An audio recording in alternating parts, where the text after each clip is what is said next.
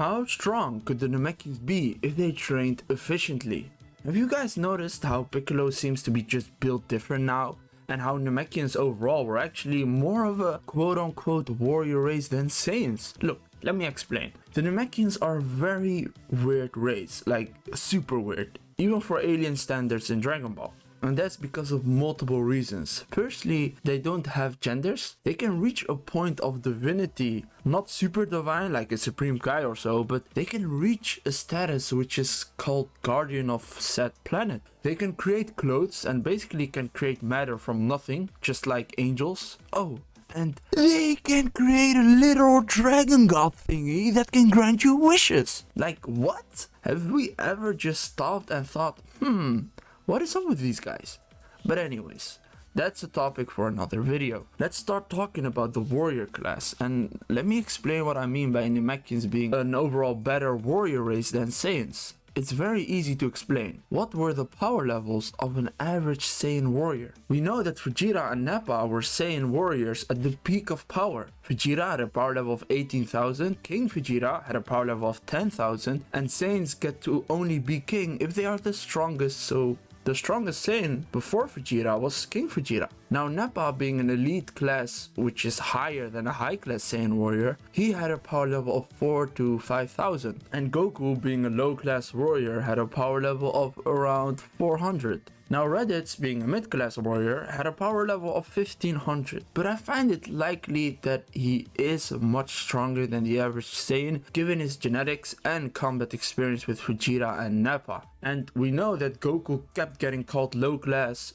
even though he became stronger than elite class Saiyans. So it's safe to say they talk about your birth power. So I would say an average Saiyan warrior has a power level of 1000. So now that we know the average Saiyan warrior's power level, let's go back to the Namek saga. Something people forget a lot is that the warrior Namekians had a power level of 3000 on average. And Nil, being the strongest warrior, had a power level of 42,000, which adds up. Saiyan's average is 1000 and their peak is 18,000. Of course, now it's different because Saiyans have this crazy limitless growing ability nowadays. But what is crazy is that those 3 Namekian warriors might have not even been warrior class. Because in the manga, it was never stated that they were. So they could have just been strong dragon class Namekians. And it would add up to the line Elder Guru gave where Nil was mentioned to be the lone Namekian warrior class, which means that the average of the Namekian warriors could be 42,000 because Piccolo was split from Kami, who was a dragon class.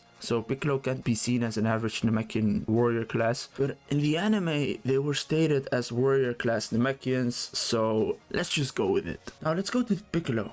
The best and efficient way for Piccolo to train is by firstly wishing his potential to be unleashed by Shenron, and then after that continue to train in the hyperbolic time chamber. The first limit of the time chamber was 2 days, which he can then use to get stronger and eventually reach the Orange Piccolo transformation, or he might have already reached it with the wish, I don't know. After that, he can either wait for the new time chamber that then they made that had a 3-day limit, aka 3 years, but what he can also do, which is way more efficient, is train for weeks there, if not months on Earth time, because he is a Namekian and has a very large lifespan.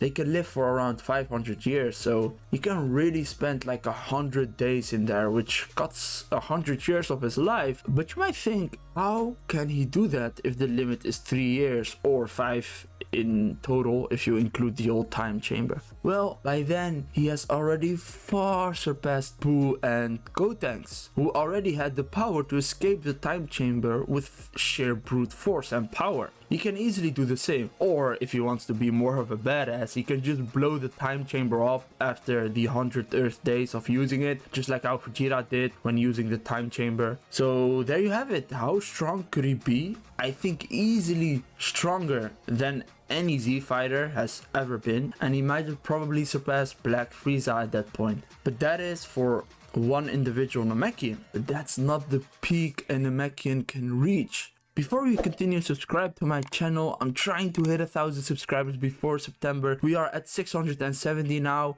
I believe we can do it. So now, let's go with the peak a Namekian can reach. We have Orange Piccolo, which is at least Super Saiyan Blue Kaioken level, if not higher, most likely is higher. But let's just go with that. Now we can take that Piccolo and fuse him with all the Namekians that are remaining in Universe 7, which might not give him the biggest boost, but it will for sure boost him up in power. Now we can really have fun here and fuse him with the two Namekians from Universe 6 that were fused together. They both were between Super Saiyan God and Ultimate Gohan level, so let's just put them at Buhan level for simplicity's sake. If those two fused, wished for their potential by the dragon, and then fused with Piccolo, and then he would do the 100-year training, jeez, he might even creep towards Angel level now. So yeah, Namekians can for sure reach levels beyond our imagination,